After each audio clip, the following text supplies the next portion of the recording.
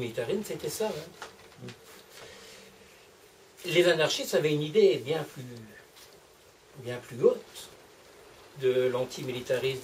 Et ils ont participé à l'international antimilitariste qui a été fondé à Amsterdam en 1905. Les Brestois y étaient comme les Lorientais, mais ils savaient bien que leurs copains d'atelier, s'ils grognaient contre la hiérarchie, ça n'allait pas jusqu'à dire un jour on va saboter la production, des choses comme ça.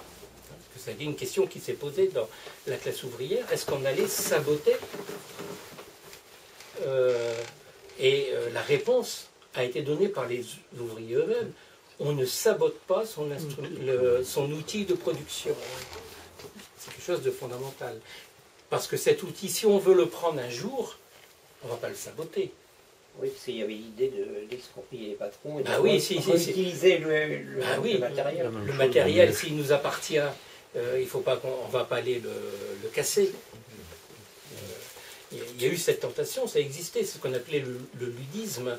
Au début de la révolution industrielle, on cassait les machines à tisser, mais après, on a eu des sabotages. Hein, attention, hein, il y a eu des sabotages dans les années 1910 notamment, des sabotages, mais ça n'a pas duré. Dans les chemins de fer, des sabotages dans certaines industries, pas dans les industries d'armement. C'est curieux. Et donc ça, c'est... Bon, voilà. À Brest, on est antimilitariste. Et on aime l'armée. On peut être antimilitariste et pro-armes, mais du coup, quelle perspective vous avez en tête? Qu'est-ce qu'ils allaient faire de ces productions, de ces armes? Je ne sais pas. Ils allaient s'en servir, et c'est ce qu'ils ont fait.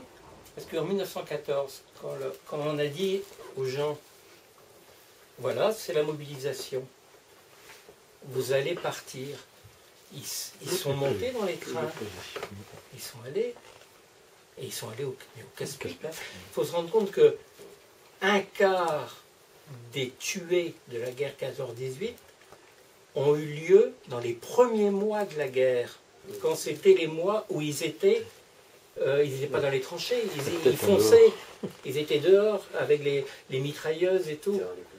Un quart sont morts dans les premiers mois. Vous vous rendez compte du choc mais cette guerre, la guerre 14-18 a été un choc terrible. On dit, ils sont partis la fleur au fusil, c'est faux. Ce sont des images de propagande. À Brest, quand les affiches ont été posées, les gens étaient sidérés. Sidérés. Ils ne pensaient pas que la guerre allait se passer. On était en plein été, etc. C'était très loin. La Bosnie, Sarajevo, tout ça. Et puis, c'est arrivé. Et puis, on leur a dit, carnet de mobilisation, vous prenez votre carnet, vous regardez, vous êtes quel numéro, quelle lettre, toc, toc, toc. C'est comme ça que ça se passe. Hein. En même temps, il y avait eu aussi toute une propagande qui s'était faite. Absolument. Et attention, si vous n'y allez pas, qu'est-ce qui se passait? Certains ne sont pas allés. Il y a des gens, je vous invite par exemple à lire les écrits de Louis Lecoing, extraordinaire, qui raconte, mais il a souffert terriblement. Il a été en prison, hein. Il a refusé la guerre, mais il a été... Bon, Nicolas Fossier, c'est pareil. Mais il fallait avoir un sacré courage, hein, mais franchement.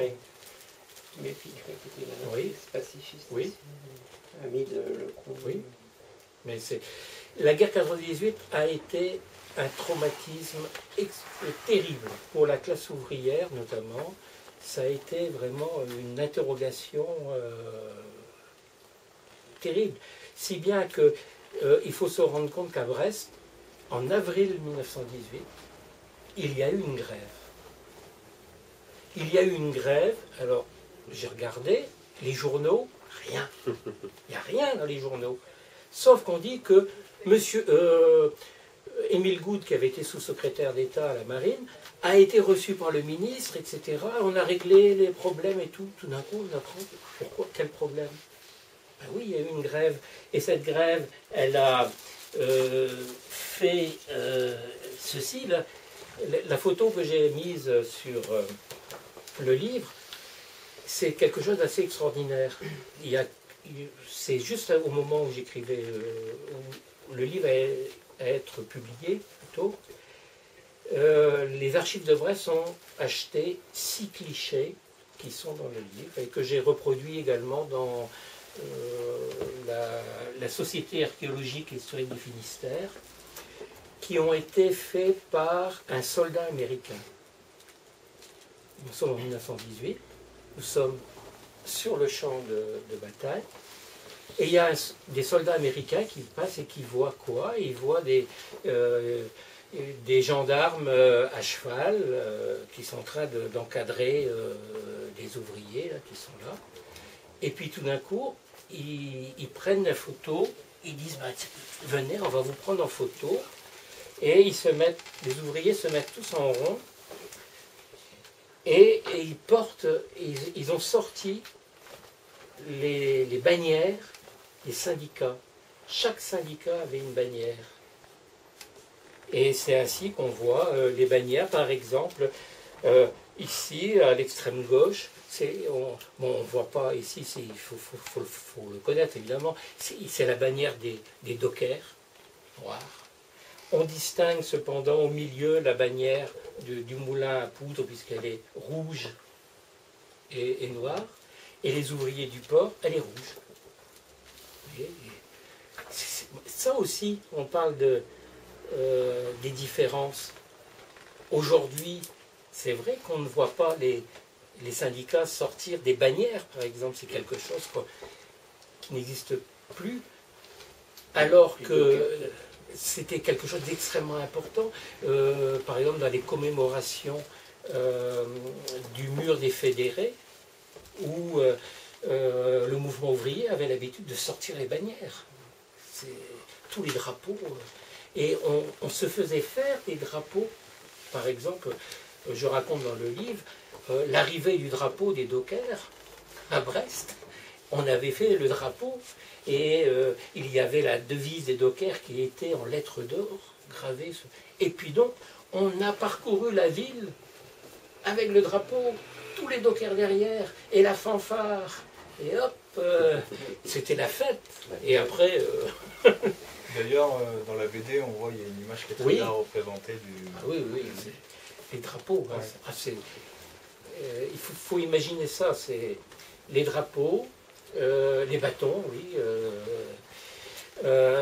Un autre signe, c'est l'églantine, pour le 1er mai.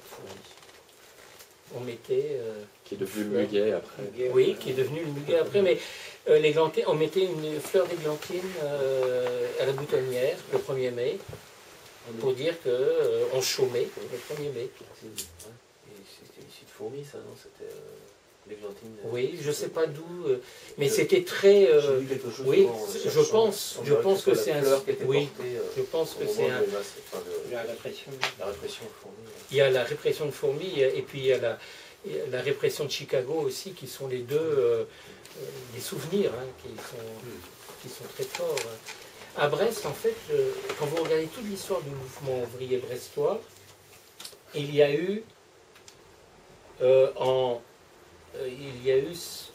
1935, la grève de 1935, 3 morts, donc un qui n'est pas lors de manifestation, 2 lors de manifestation, donc 3 morts,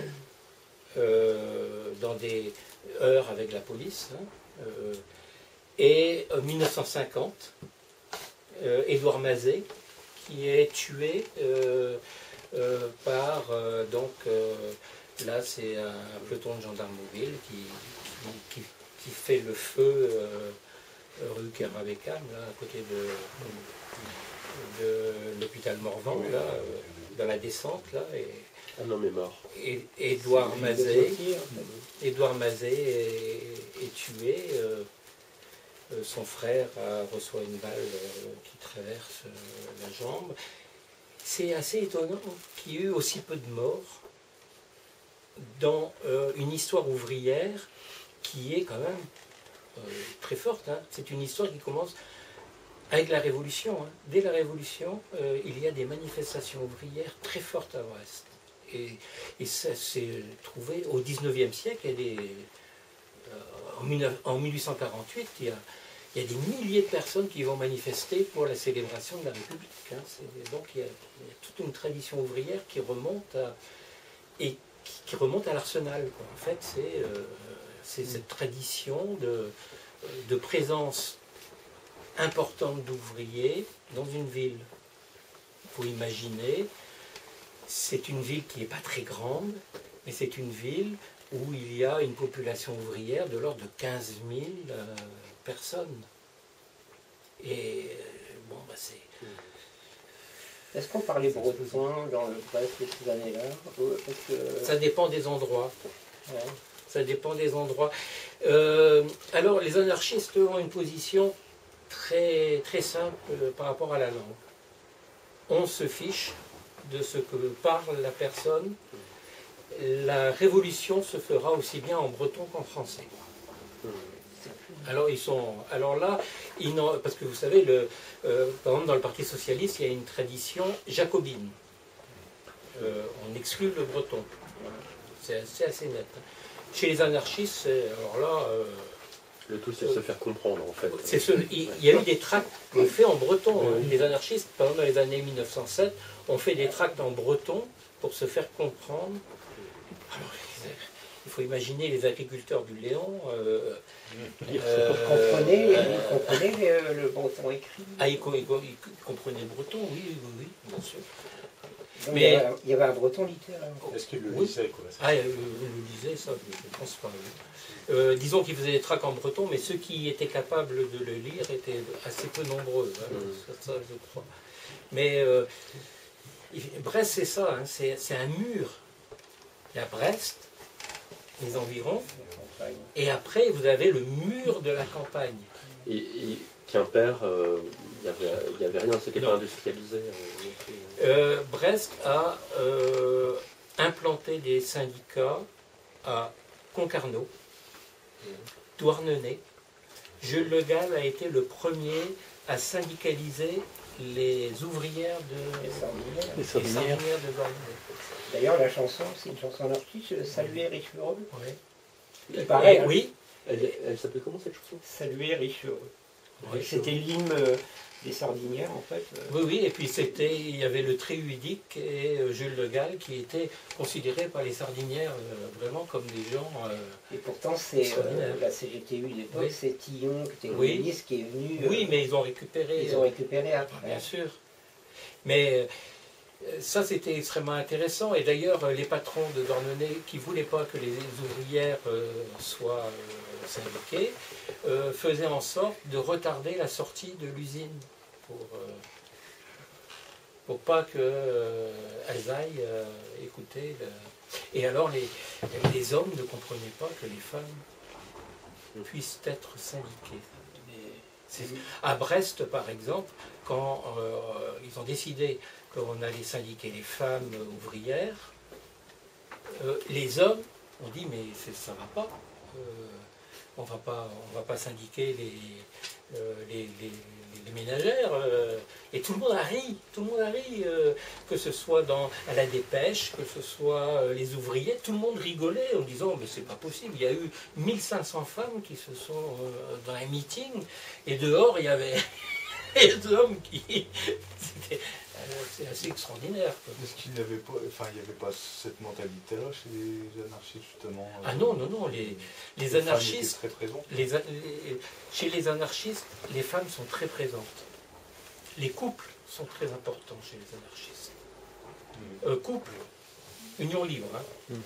Mais couple quand même, c'est-à-dire qu'ils sont assez fidèles, enfin ceux que j'ai étudiés, et sont des gens fidèles, qui ont des enfants, qui ont des... Bon, voilà. Mais avec vraiment une volonté que la femme et l'homme aient les mêmes droits, les mêmes devoirs, etc. Mais la société, c'était pas ça. Hein. L'homme a le travail, l'homme a la paye, et avant de donner sa paye à sa femme, il faut bien que... Il n'est pas tout vu. Voilà. Voilà. Et pourtant, c'est les femmes qui vont faire tourner les usines pendant que les mecs seront au fond. Absolument. Sauf que, quel est le premier décret qui est décidé dès que l'armistice est signé? Les femmes sont renvoyées des arsenaux. Ah oui. Quelle violence, oui. C'est une violence extraordinaire. Hein. Dès que la guerre est finie, les femmes n'ont plus leur place dans les arsenaux, sauf dans les ateliers de couture. On retourne là-bas. Quand même. Attention, hein, les tailleurs, c'était des hommes, pas des femmes. René Bouchu. Oui, René Bouchu, il était tailleur. J'avais une question sur le parcours de Jules Le Gall. Donc, après cette période qu'on a évoquée, il a adhéré à une loge franc-maçonne. Oui. Et comment on le situe, comment on peut le situer ça dans son parcours, dans son évolution, Oui. et éventuellement est-ce qu'il avait un objectif? Est-ce qu'il avait que Oui. recherchait-il particulièrement? Alors j'ai écrit un article justement sur Jules Le Gall, franc-maçon, pour expliquer un peu son parcours maçonnique, à partir d'archives, hein, puisque un historien il peut travailler que sur des archives. C'est un parcours personnel. C'est une démarche personnelle. Il adhère en 1921, 1920 en fait. 1921, il adhère à la franc-maçonnerie et il devient vénérable des Amis de Sully en 1930. Il succède d'ailleurs à un vénérable qui lui était adjoint au maire socialiste de Brest. Et voilà une loge maçonnique qui a un vénérable qui est anarchiste. Il reste anarchiste, puisqu'on a ses travaux, j'ai retrouvé ses travaux, qui se trouvent aux archives municipales de Brest. Hein, et il y a un fonds dans lequel on peut trouver cela, c'est le 16S, c'est dans ce fonds qu'on va trouver, où il raconte, il dit, voilà, moi je suis pour une société anarchiste, je voudrais ceci, je voudrais cela, mais autour de moi, il y a des personnes qui ont d'autres idées. Et c'est assez extraordinaire, c'est qu'à un moment donné, il fait la synthèse entre garder ses idées anarchistes et en même temps trouver un endroit où il est capable de pouvoir échanger avec d'autres personnes qui ont d'autres idées, notamment des socialistes. Il n'y a pas de communistes, ils sont partis, puisque le Parti communiste a interdit. C'était la dernière condition de l'adhésion à la Troisième Internationale, l'adhésion à la franc-maçonnerie était interdite. Donc ils sont partis. C'était des gens importants hein, du Parti communiste qui étaient dans cette loge. Et donc il a eu cet engagement très profond en franc-maçonnerie qui lui a coûté la vie. Parce qu'en 1940, lorsque les Allemands sont arrivés, l'une des premières choses qu'ils ont fait, ils avaient comme ordre de perquisitionner toutes les loges maçonniques et d'arrêter les francs-maçons. C'était un ordre de Himmler, hein, c'est Himmler qui a donné l'ordre. Donc, il a été interrogé. Ses amis anarchistes sont allés voir, il dit mais qu'est-ce qui s'est passé? Il n'a rien dit. Il n'a pas dit pourquoi il avait été, mais quelqu'un l'a dénoncé et il n'était plus vénérable à ce moment-là. Il se trouve que celui qui était vénérable, c'est-à-dire le président de la loge, était un instituteur et qu'il risquait gros. Et Jules Le Gall lui a dit, bah, écoute, on dira que c'est moi qui suis le vénérable. Toi, tu n'existes pas. Il sera quand même mis à la retraite, cet institut. Mais il ne sera pas inquiété au-delà. Et donc, ça c'était fin 1940.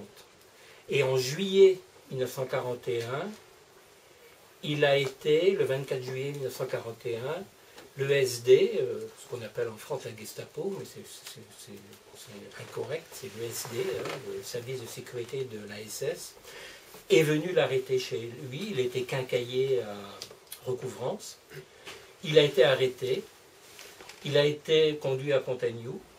Puis il a été amené à Nantes. Il se trouvait à Nantes en octobre 1941, quand a été décidée la liste de ceux qu'on allait fusiller comme otages. Et on a pris dans le camp de Chateaubriand, et on a pris dans la prison de Nantes. Hitler avait dit, il faut qu'il y ait 200 qui soient fusillés. C'est impossible. Impossible. Donc, négociation sur négociation, le chiffre est tombé à 49. Et bon, ça a été un coup de chance pour lui. Autrement, il aurait été fusillé comme les autres. Hein. Et donc, il est resté en prison. Hein. Et en 1943, il a été envoyé au camp de Compiègne. Là, il a essayé de s'évader. Ses amis brestois ont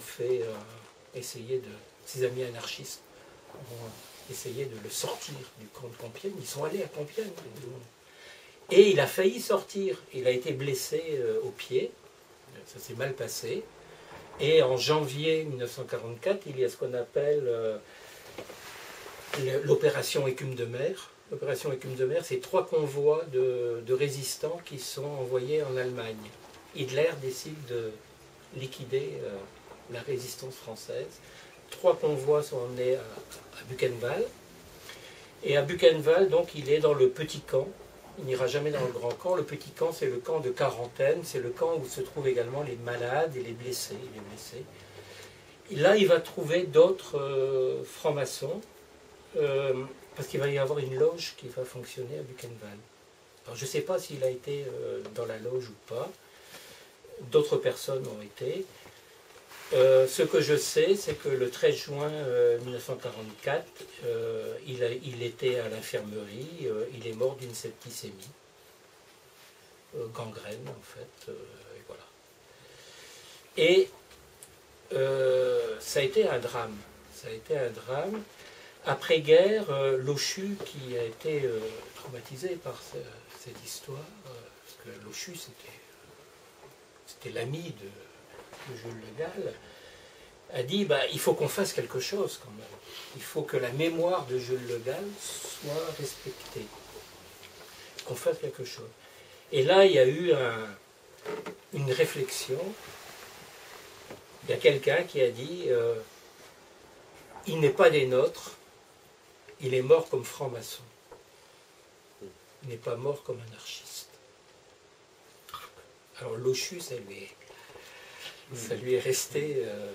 Alors je tiens ça de Patrick Guédic, qui avait interviewé Lochu et qui avait déjà fait un article sur lui. J'ai entendu une interview, lui, à la sortie de son livre sur RBO, c'est une radio de Quimper, décentralisée de Radio France, et il disait il expliquait que Le Gall n'avait pas été arrêté comme anarchiste, mais bien comme franc-maçon. Oui, et il a été envoyé à Nantes il est considéré comme résistant parce qu'il a refusé de donner la liste des francs-maçons brestois. Le SD a exigé qu'il donne la liste des francs-maçons. Il a refusé, il a été envoyé. Mais les anarchistes brestois ont été aussi persécutés. Hein. Et, certains ont été obligés de quitter Brest et de se cacher. Lochu lui-même. Oui. Pas parce qu'il y avait des bombardements, oui, parce qu'il avait Lochu, dit. il a été obligé de partir à Lorient. Et après, de Lorient, il est venu à Vannes. Il est parti quelques jours avant que soit arrêté Jules Le Gall. Et c'est quelque chose qui l'a tourmenté sans doute par la suite. J'ai lâché mon copain. Je suis parti. Oui, il avait raison de partir. Hein, il avait raison de partir. J'étais l'ami de Lochu, j'avais 18 ans. de 68 quand Ferré est venu à Vannes, Oui. à 89, 90 quand il est décédé. Et il me parlait souvent de ça. Oui. Je pense que c'est ça qui est extraordinaire, c'est l'amitié qu'il pouvait avoir.